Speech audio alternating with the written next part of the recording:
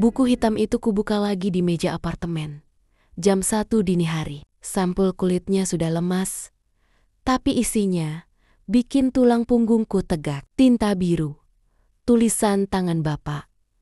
Rapi, tanpa coretan. Di halaman pertama, ada satu kalimat digarisbawahi 2 kali. Jaringan bukan buat gaya. Jaringan buat nyawa. Koh Arya duduk di seberangku, nyeduh kopi hitam. Bacain satu-satu. Neng, yang mana yang mau kamu hubungi duluan? Aku telusuri nama-nama itu pakai ujung jari. 15 nama. Pengacara, direktur, wartawan, supplier, sampai pensiunan aparat. Semuanya ada catatan kecil. Bapak tidak asal tulis nomor. Bapak tulis karakter. Guntur Halim, notaris, kepercayaan 100%. Pakai kalau mau perang legal, sudah ketemu. Marisa Dewandaru, Dirut Cakrawala. Dia tahu kamu akan datang. Sandi, Sandrawasi, dia kunci. Sudah ketemu. Kol, Purn, Arman Sutio. Info dan pengamanan. Kalau keadaan panas, cari dia. Dia pegang kotak hitam. Sudah ketemu. Map isi aib Mahendra sekarang ada di laci mejaku. Jariku berhenti di nama keempat. Hari, Basri, supplier benang utama. Utang budi sama bapak. Kalau dia gerak, se-Jawa Tengah ngikut. Aku ketuk nama itu. Ini, Koh, kalau Cakrawala stop pasokan, mereka bisa cari supplier lain. Tapi kalau Hari, Basri juga stop. Koh, Arya senyum. Pahit. Mahendra Tekstil mati angin. Nggak ada oksigen. Besoknya kami ke gudang Hari. Basri di pinggir kota. Gudang tua, bau kapas. Tapi keluar masuk truk kontainer nggak berhenti. Hari, Basri orangnya besar, ketawa lebar. Tapi matanya hitung cepat. Begitu lihat kalung Sendrawasi di leherku, ketawanya hilang. Dia berdiri, salaman 2 tangan. Ya Allah, Nang Alia. Persis laras. Dia usap mata. Bapakmu pernah talangin utang saya 2 miliar tahun ke-98. Tanpa jaminan, katanya. Sesama pedagang, jangan biarin tenggelam. Aku gugup. Paman, panggil abah aja Neng. Potongnya. Bapakmu itu abang saya. Walau nggak sedarah. Koh Arya buka suara. Bah, kami nggak mau ngerepotin. Cuma mau tanya, Mahendra Tekstil masih ambil benang dari abah? Hari, Basri meludah ke tanah. Masih ngutang juga. Bilangnya darurat. Darurat dari tahun kemarin. Dia buka buku bon. Nama PT Mahendra Tekstil Jaya. Utang 1,1 miliar rupiah. Jatuh tempo 3 bulan lalu. Aku tatap Koh Arya. Dia angguk tipis. Kartu kedua. Bah, kataku pelan. Kalau abah ditanya orang, Alia itu siapa? Hari, Basri tepuk meja. Anak abang saya. Titik. Perintah? Bukan perintah, bah. Minta tolong. Tolong stop dulu kiriman ke Mahendra sampai mereka bayar lunas. Bilang aja, gudang kebakaran atau tikus mati. Terserah. Hari. Basri ketawa lagi.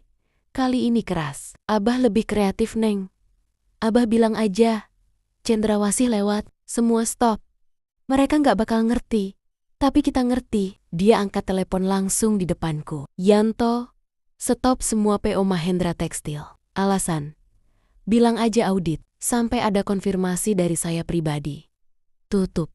Beres. Neng, utang lunas, baru jalan lagi. Keluar dari gudang, kakiku ringan. 2 keran sudah di tangan. Cakrawala dan Hari. Basri, pabrik Pak Derajat. Sekarang seperti orang asma. Di ruang hampa. Malamnya, giliran nama kelima. Wendy S, Media, Pemret Harian Kedaulatan. Butuh publikasi, dia orangnya. Dia utang nyawa ke bapak pas 98. Kami ketemu di kafe sepi. Wendy, 50 tahun, kacamata tebal, jas kusut. Begitu aku sebut Cendrawasih, Dia langsung matikan rekaman HP di meja. Off the record, Neng, mau saya bikin apa? Aku sodorkan map dari call. Arman, ini bukan buat sekarang. Mas Wendy, titip dulu. Kalau ada yang main kotor duluan, kita baru bicara. Wendy buka sekilas, alisnya naik. Mahendra? Mahendra? Mahendra? Oh, Allah. Allah, pantes. Tempo hari anaknya minta berita CSR, ditayangin depan. Buat nutup bau, dia tutup map. Siap, Neng. Komando aja. Pulang. Koh, Arya gelar papan tulis kecil di apartemen. Dia bikin skema. Di tengah, namaku. Garis-garis keluar ke guntur. Marisa, Arman, Basri, Wendy. Lalu garis ke musuh. Lingkaran Mahendra. Di bawahnya dia tulis cash flow, reputasi, legal, 3 kaki meja Neng, katanya sambil ngetok spidol. Cabut 1, masih berdiri. Cabut 2, goyang. Cabut 3, ambruk. Kita cabut yang mana dulu? Aku ingat suara di rekaman. Ahli warisnya juga nggak ada. Darahku mendidih lagi. Cash flow dulu koh, biar mereka ngerasain lapar. Koh, Arya telepon Bu Marisa. Loudspeaker. Bucis, Alia mau bicara. Ya, sayang. Suara Bu Marisa hangat. Bu, audit PT Mahendra Tekstil gimana? Buruk Nang, utang 3,2 M.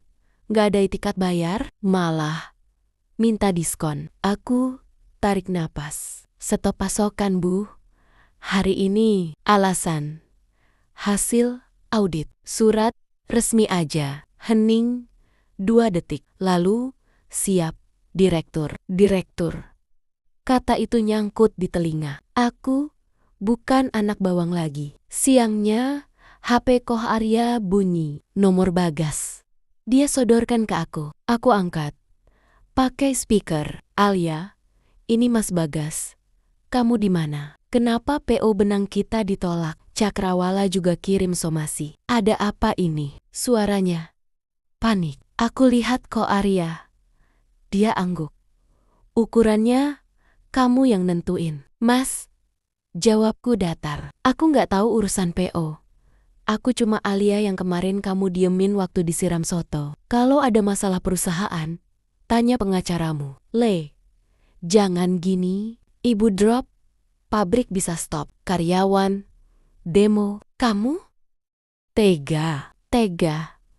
Kata itu dulu bikin aku luluh. Sekarang bikin aku ingat kuah panas di kepala. Aku lebih tega lihat diriku mati di halte Mas. Tapi aku nggak mati. Jadi sekarang, giliran kalian rasain konsekuensinya. Tutup tanganku. Tidak gemetar. Koh, Arya acung jempol. Ronde 1, Neng datar, nggak baper. Itu yang bapakmu mau. Malamnya, aku buka lagi buku hitam. Ada 1 nama yang belum kesentuh. Tulisannya beda.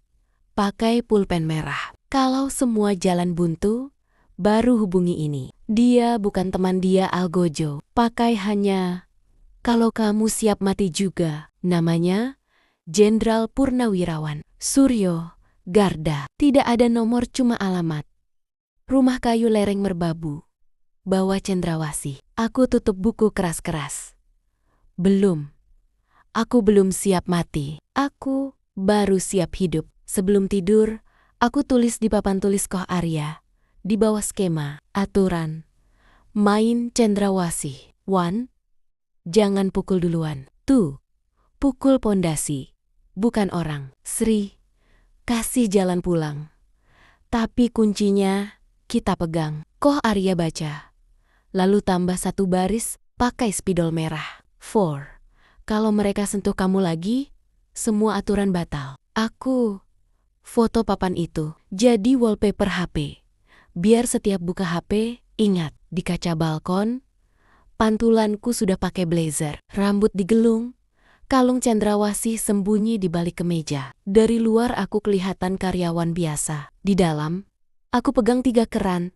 Legal, pasokan, media. Dan besok, keran pertama akan kuputar. Pelan, elegan, mematikan. Rapat direksi PT Mahendra Tekstil Jaya hari itu panas. Padahal AC sentral nyala. Di ruang kaca lantai 2, Pak Derajat mondar-mandir. Dasi dilonggarkan. Di depannya, Bu Ratna kipas-kipas pakai map. Dinda main HP. Pura-pura sibuk, Bagas menunduk.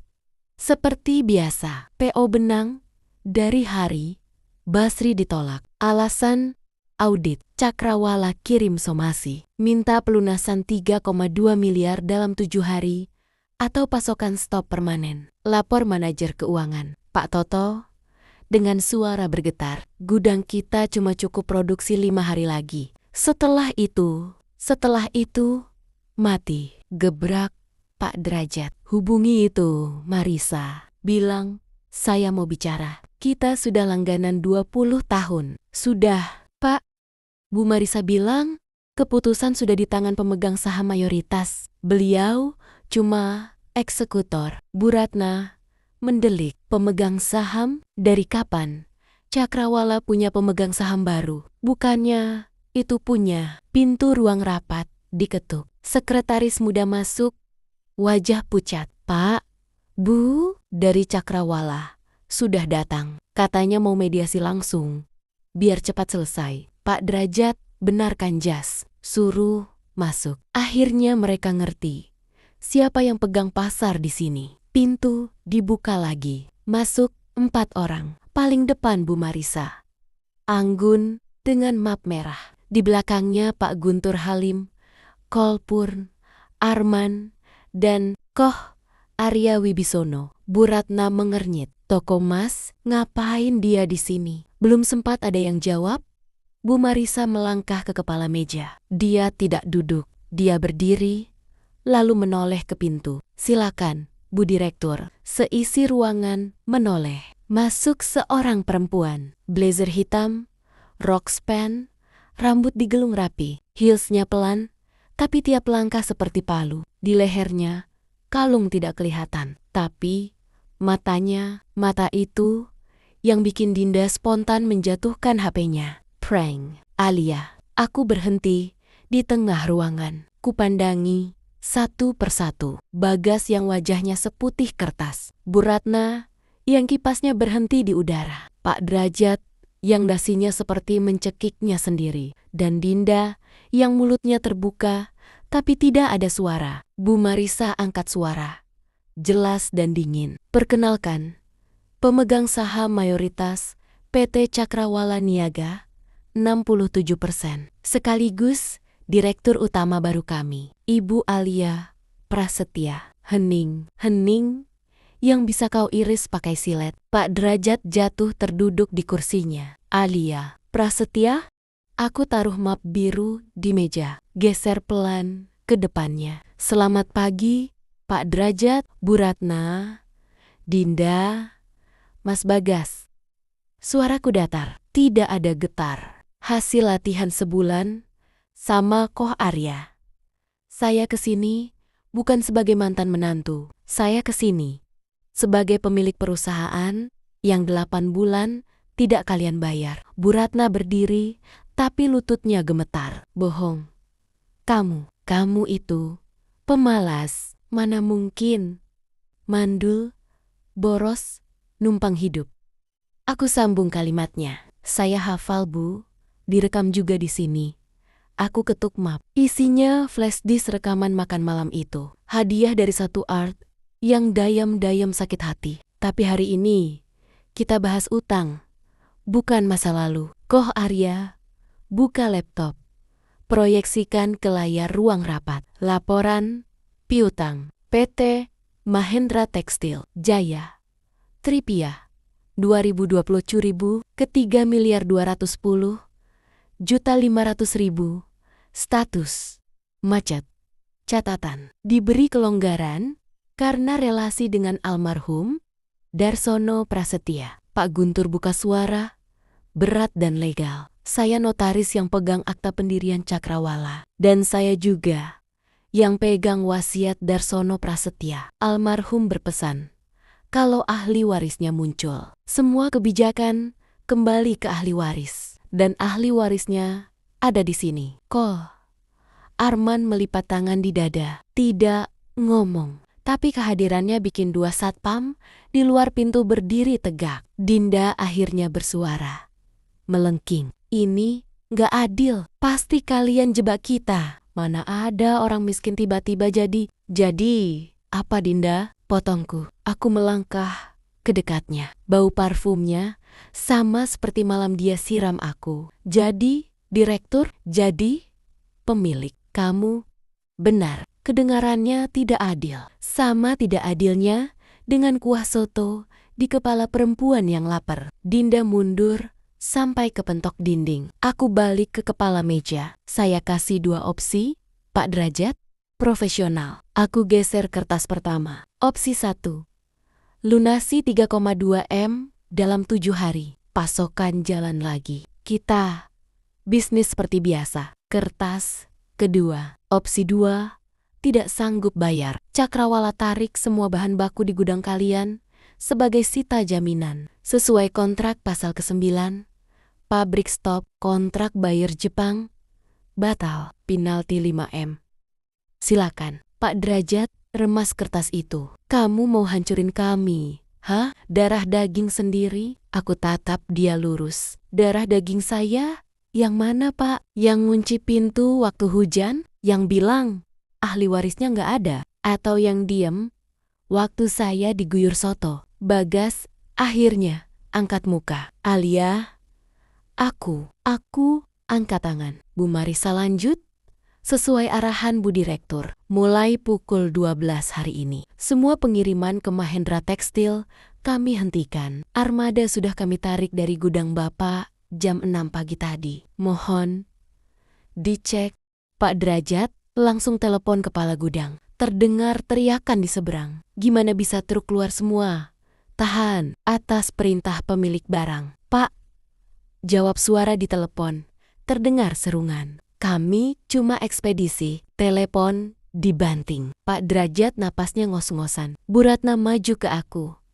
Air mata keluar. Entah air mata asli atau air mata buaya. Alia, Ibu, minta maaf. Ibu hilaf. Kita keluarga. Jangan gini. Dinda histeris. Mas Bagas, lakukan sesuatu. Itu istrimu. Bagas menunduk lagi. Selalu menunduk. Dulu aku benci dia karena itu. Sekarang aku kasihan. Aku rapikan map. Rapat selesai. Keputusan Bapak atau Ibu saya tunggu 7 kali 24 jam. Lewat pengacara saya, Pak Guntur. Jangan hubungi saya langsung. Saya sibuk. Aku balik badan. Koh Arya, Pak Guntur, Bu Marisa, call. Arman ikut. Di pintu, aku berhenti. Tidak noleh, cuma ngomong pelan, tapi semua dengar. Oh ya, rumah yang kalian tempati, SHM-nya atas nama Darsono Prasetya, bapak saya. Suratnya sudah saya pegang. Kita bahas itu di rapat berikutnya. Lalu, aku keluar. Di belakang, ku dengar barang jatuh. Mungkin Bu Ratna pingsan. Mungkin Pak Derajat banting kursi. Tidak peduli. Di lift turun, Koh Arya akhirnya ngomong. Gimana rasanya, Neng? Aku lihat pantulan di pintu lift. Perempuan blazer. Mata tenang, kayak minum air putih setelah sebulan cuma dikasih kuah soto panas. Koh, dingin dan lega. Bu Marisa menepuk pundakku. Selamat datang, Direktur. Sampai lobi, HP Koh Arya bunyi. Dari hari, Basri. Loudspeaker, Nang. Gudang Mahendra kosong. Truk saya juga udah balik semua. Jawa Tengah sekarang tahu.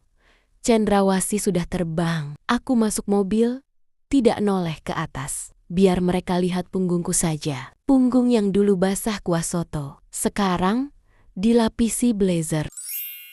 Hujan lagi. Langit Semarang memang suka drama. 3 hari setelah rapat di Mahendra Tekstil, langit gelap dari subuh. Pas jam 10 pagi, gerimis. Pas jam 1 siang, deras, seperti naskah yang ditulis semesta, khusus buat hari ini. Aku berdiri di depan rumah itu. Rumah masa kecilku. Rumah tempat Ibu Laras masak sayur lodeh. Rumah tempat Bapak Darsono ngajarin aku naik sepeda. Rumah yang 2 bulan lalu jadi saksi aku disiram soto, lalu pintunya dikunci dari dalam. Sekarang bedanya, SHM-nya ada di map yang kupegang. Atas nama Darsono Prasetya. Ahli waris tunggal, Alia Prasetya. Akta hibah sudah selesai. Balik nama sudah beres. Pajak sudah lunas. Semua berkat Pak Guntur yang kerjanya secepat kilat. Kalau ada kata cendrawasih. Di sebelahku, Koh Arya Payungan. Di belakang, Pak Guntur, Bu Marisa, Kol, Arman, dan 2 petugas dari pengadilan. Plus 1 truk kecil. Bukan buat angkut barangku. Buat angkut barang mereka, kalau mereka kooperatif. Satpam komplek, Pak Ujang, yang dulu lihat aku diguyur hujan, sekarang hormat. Siap, Bu Alia. Bu, bukan Neng. Dunia memang cepat sekali ganti panggilan. Aku ketuk pintu. Bukan ketuk memohon. Ketuk menagih. Yang buka Dinda. Mukanya sembab. Matanya merah. Begitu lihat aku, dia mundur selangkah. Mbak, aku tidak jawab. Aku serahkan map ke petugas pengadilan. Eksekusi. Pak, petugas mengetuk pintu lebih kencang. Permisi. Putusan pengadilan. Pengosongan rumah selambat-lambatnya hari ini. Dari dalam, Bu Ratna lari-lari. Daster batiknya lusuh. Sanggulnya lepas. Apa-apaan ini? Ini rumah saya. Saya sudah 20 tahun di sini. Pak Guntur, maju, tenang, Bu Ratna. Ini SHM asli. Rumah ini dibeli almarhum Darsono Prasetya tahun ke-1998, disewakan ke Bapak Derajat tahun ke-2005. Kontrak sewa habis 2015. Tidak diperpanjang. Artinya 10 tahun terakhir, Ibu menempati tanpa alas hak. Kami sudah kasih somasi 3 kali. Ini eksekusi. Pak Derajat muncul dari ruang tengah. Jasnya kusut, mukanya kuyu. Pabriknya sudah stop 4 hari. Karyawan demo di depan. Bayar Jepang batal. Penalti jalan. Hari Basri kunci pasokan. Cakrawala cabut semua bahan. Meja kakinya 3 sudah patah 2. Cash flow dan reputasi. Sekarang tinggal legal. Alia, suaranya habis. Kamu nggak bisa gini. Di mana hati nuranimu? Aku tunjuk kursi itu. Hati nurani saya tumpah di situ. Pak, bareng kuah soto. Ibu yang nyiram. Bapak yang nonton. Mas Bagas yang diem. Dinda yang ketawa. Bagas keluar dari kamar. Kurus, janggutnya tidak rapi. Dia lihat aku. Mau bicara. Aku angkat tangan. Aturan masih sama, Mas. Urusan rumah lewat pengacara saya. Bu Ratna jatuh terduduk di lantai. Nangis. Beneran nangis kali ini. Alia, Ibu salah. Ibu minta maaf. Jangan usir Ibu. Kemana Ibu harus pergi? Hujan, nak, hujan. Kata itu, kata yang dulu aku teriak dari luar pintu. Sekarang dia yang teriak dari dalam. Petugas kasih waktu 2 jam buat beres-beres. Barang-barang pribadi boleh dibawa. Barang rumah tidak. Karena rumah ini isi perabotnya dibeli Bapak juga. Kata Pak Guntur. Ada kwitansinya. Dinda histeris. Masuk kamar, lempar-lempar baju ke koper. Sama koper biru. Koper yang dulu disiapin buat aku. Karma memang suka daur ulang. Aku jalan ke dapur. Kompor masih sama. Panci soto masih nongkrong di rak. Aku ambil panci itu. Dingin, kosong, kubalik. Di pantat panci ada stiker nama. Toko Wibisono Jaya. Hadiah pembelian 5 gram. Bapak beli dari Koh Arya. Panci yang dipakai nyiram aku dibeli bapakku. Aku ketawa. Pelan, pahit. Koh Arya yang di ambang pintu dengar, cuma geleng. Dunia muternya kadang kejam, Neng. 2 jam berlalu. Barang mereka sudah di truk. TV, kulkas, lemari. Sisanya perabot rumah asli. Pak Derajat jalan terakhir, bawa koper. Di teras, dia berhenti. Hujan deras. Hujan deras, persis seperti malam itu. Dia menoleh ke aku. Kamu puas? Aku tatap dia. Puas? Enggak, Pak. Puas itu kalau Bapak minta maaf bukan karena kalah, tapi karena ngerti. Tapi Bapak belum sampai situ. Bu Ratna gandeng lengan Bagas. Mas, bilang ke istrimu. Bagas lepas tangannya pelan. Dia tatap aku. Matanya kosong. Alia, aku. Sudah, Mas. Potongku, urus ibumu. Itu tanggung jawabmu sekarang. Dinda yang terakhir keluar. Koper birunya diseret. Di teras, dia berhenti. Hujan bikin rambutnya lepek. Dia lihat aku, lalu nangis. Beneran nangis. Bukan teriak, bukan maki. Nangis seperti anak kecil. Mbak, maafin. Dinda. Dinda bodoh. Dinda ikut-ikutan. Aku diam. Dulu aku nunggu kata itu. Sekarang kata itu datang. Tapi rasanya hambar. Aku jalan ke pintu. Tanganku megang gagang. Dingin. Dinda maju selangkah. Mbak, boleh Dinda tidur di kamar tamu aja? 1 malam. Besok, Dinda pergi. Aku ingat diriku. Malam itu, ketuk-ketuk, Mas. Bukain pintunya. Aku kedinginan. Dan pintu tidak kebuka. Aku tarik pintu. Pelan, lalu klek. Klek, kututup. Dari dalam, suara hujan langsung jadi jauh. Suara isak Dinda juga. Aku sandarkan punggung ke pintu. Napas berat. Koh Arya di ruang tamu tidak ngomong. Dia cuma angkat jempol. Ini bukan kejam. Ini lingkaran. Mereka buka lingkaran pakai soto. Aku tutup lingkaran pakai pintu. Impas. 5 menit kemudian, aku intip dari jendela. Mereka berteduh di pos satpam. Sama, persis seperti Pak Ujang nawarin aku dulu. Bu Ratna duduk di lantai pos. Dinda meluk lutut. Pak Derajat telpon-telpon, entah siapa. Bagas menatap kosong ke hujan. Pak Guntur bisik. Nang, mau saya panggilkan taksi buat mereka? Aku geleng. Biarin, Pak. Biar mereka tahu, rasanya nunggu pintu yang gak kebuka. Tapi, aku buka laci, ambil amplop. Isinya uang 10 juta. Kutitip ke Pak Ujang lewat AR. Tiake, kasih ke mereka. Bilang dari mantan mantu yang mandul. Koh Arya tepuk bahuku. Itu baru. Alianya Darsono, tegas. Tapi nggak beku. Malamnya, rumah sepi. Aku jalan ke kamar yang dulu kamarku. Masih ada coretan krayon di tembok.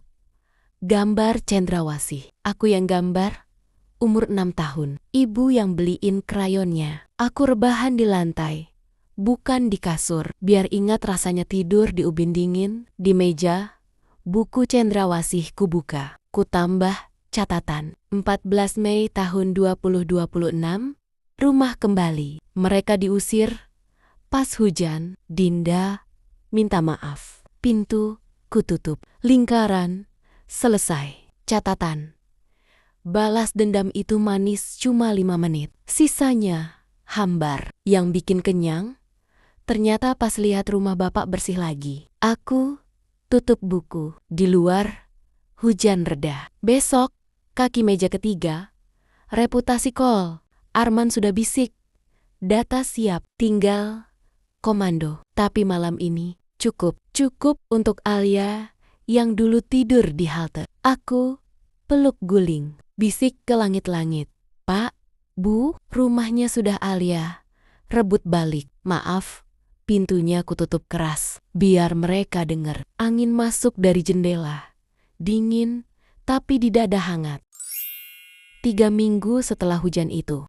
Nama Mahendra Tekstil Jaya resmi dicoret dari daftar perindustrian. Bukan Karena aku. Karena mereka sendiri. Penalti 5 miliar dari buyer Jepang tidak kebayar. Bank narik agunan pabrik.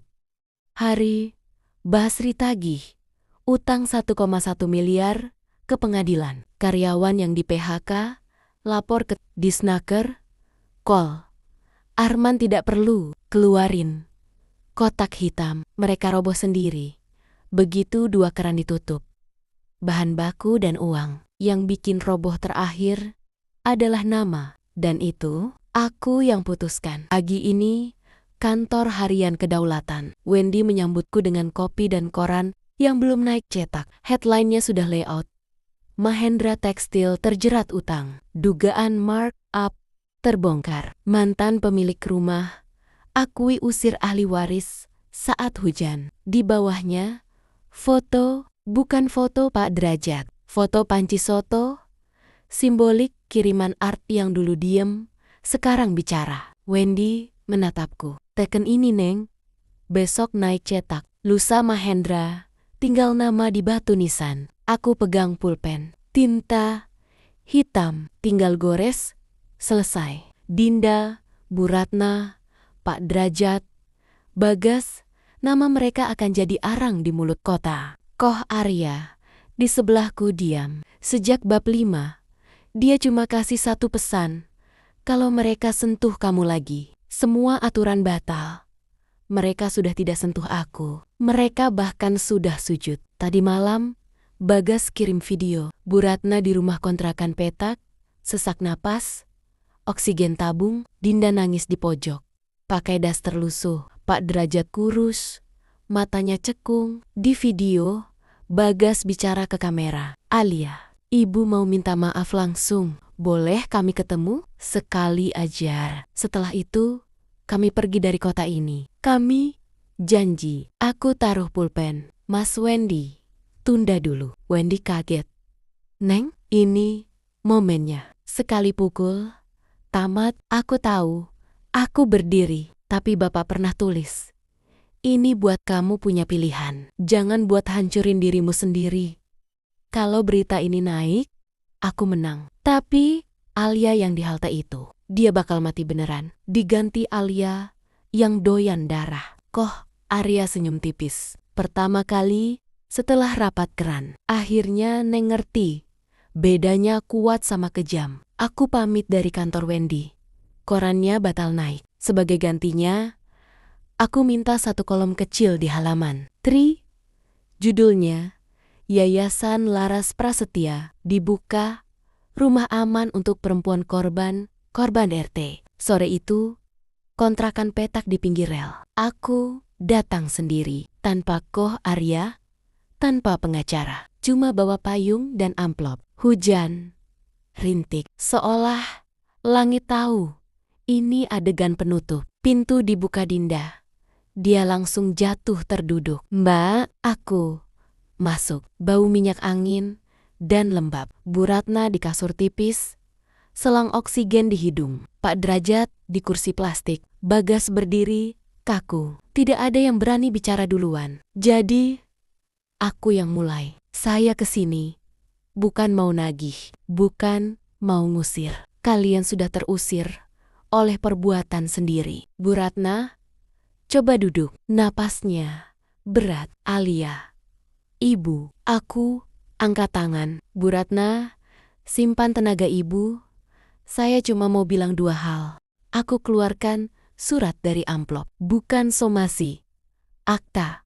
Ini akta hibah. Rumah yang kemarin sudah saya hibahkan ke Yayasan Laras Prasetya. 40 kamar. Buat perempuan yang diusir, disiram, dipukul, biar mereka nggak tidur di halte. Mereka bengong. Hal kedua, lanjutku, saya maafkan kalian semua. Bukan karena kalian minta, tapi karena saya nggak mau bawa soto itu seumur hidup. Dinda nangis kejer. Dia nyembah di kakiku. Aku tarik dia berdiri. Jangan. Lantai kotor. Kamu sudah cukup di bawah. Pak Derajat suaranya habis. Terus, kami? Gimana? Aku tatap dia. Bapak punya 2 tangan, punya nama, mulai dari nol. Seperti saya sebulan lalu. Bedanya, Bapak nggak punya Alia yang disiram soto buat dibales. Jadi, Bapak lebih ringan. Bagas maju selangkah. Lei, kita bisa mulai lagi? Pertanyaan itu, yang dulu aku tunggu tiap malam, sekarang terdengar seperti gema dari gua yang sudah kutinggalkan. Aku lepas kalung cendrawasih dari leher. Pertama kali sejak hari itu, ku genggam, lalu ku taruh di tangan Bagas. Mas, ini punya Bapak dan Ibu. Penjaga terakhir keluarga Prasetya. Mas, bukan Prasetya. Mas, Mahendra. Simpan aja, anggap keneng-kenenggen. Kalau Mas pernah punya istri yang kuat. Bagas genggam kalung itu. Tangannya gemetar. Dia nangis. Baru kali ini aku lihat dia nangis. Aku balik badan. Di pintu, Bu Ratna panggil, lirih, Alia, kamu nggak benci ibu? Aku noleh. Benci itu berat, Bu. Saya udah cukup berat bawa hidup. Maaf, ibu saya kasih jalan pulang ke hidup saya. Tidak, aku keluar. Hujan berhenti. Di luar, mobil Koh Arya sudah nunggu. Di jok belakang, Bu Marisa dan Pak Guntur. Di dashboard, foto bapak dan ibu. Koh Arya buka pintu. Habis, Koh, aku masuk. Alia yang disiram soto udah diantar pulang. Yang sekarang mau kerja. Sebulan kemudian, peresmian Yayasan Laras Prasetya. Rumah lamaku dicat putih. Halamannya taman, 40 kamar penuh. Ada dapur umum, ruang konseling, lapangan kerja jahit di lobi, box kaca. Isinya kalung cendrawasih. Labelnya, kunci ini sudah membuka yang perlu dibuka. Sekarang, giliranmu buka pintu untuk dirimu sendiri. Aku pidato pendek. Saya Alia. Saya pernah diusir. Saya pernah lapar. Hari ini saya punya rumah. Bukan karena saya kuat, karena saya dibantu. Giliran kita bantu yang lain. Tepuk tangan. Wartawan, foto-foto. Wendy cuman ngacung jempol dari jauh. Di pojok, ada 4 orang tamu tidak diundang. Pak Derajat, Bu Ratna di kursi roda, Dinda, Bagas, mereka datang pakai baju paling bagus yang mereka punya. Tidak bicara, tidak minta apa-apa, cuma datang, duduk di belakang, dengar, lalu pulang naik angkot. Kol, Arman bisik, mau saya usir nang. Aku geleng, biarin. Kol, orang kalah juga butuh lihat apa yang dia kalahkan. Malamnya, di apartemen, Koh Arya serahin laporan terakhir. PT Cakrawala Laba naik 12% karena kontrak baru. Aset Bapak sudah 100% atas namaku. Jaringan semua lapor, cendrawasih aman, kondusif. Dia taruh 1 kunci di meja. Kunci rumah baruku, bukan rumah lama. Rumah baru di atas bukit, hadap laut. Bapakmu beli tanah ini dulu, bilang. Buat Alia kalau dia udah menang, biar dia lihat luasnya dunia. Aku ambil kunci. Tidak berat, ringan. Besok pindah Koh. Besok pindah Neng. Halte sudah jauh. Aku buka buku cendrawasih. Halaman terakhir. Kutulis. Selesai. Mereka jatuh bukan karena ku tendang. Mereka jatuh karena kakinya sendiri rapuh. Aku maafkan, tapi tidak lupa. Lupa. Itu bahaya. Maaf bukan tiket kembali. Maaf adalah tiket aku pergi. Cendrawasih tidak diam di sangkar. Dia terbang. Lalu Alia tutup buku. Di luar, bintang banyak. Tidak cuma 1 seperti malam di halte. Aku bukan tak terkalahkan karena kaya. Aku tak terkalahkan karena dendam sudah tidak pegang setirku lagi. Dan itu ternyata rasanya lebih mahal dari 12 batang emas. Terima kasih Tuhan. Kau telah beri kekuatan yang mungkin aku tak kuat menanggungnya. Sambil ku genggam cendrawasih emas di tangan. Terima kasih, Ayah. Terima kasih, Ibu. Tamat.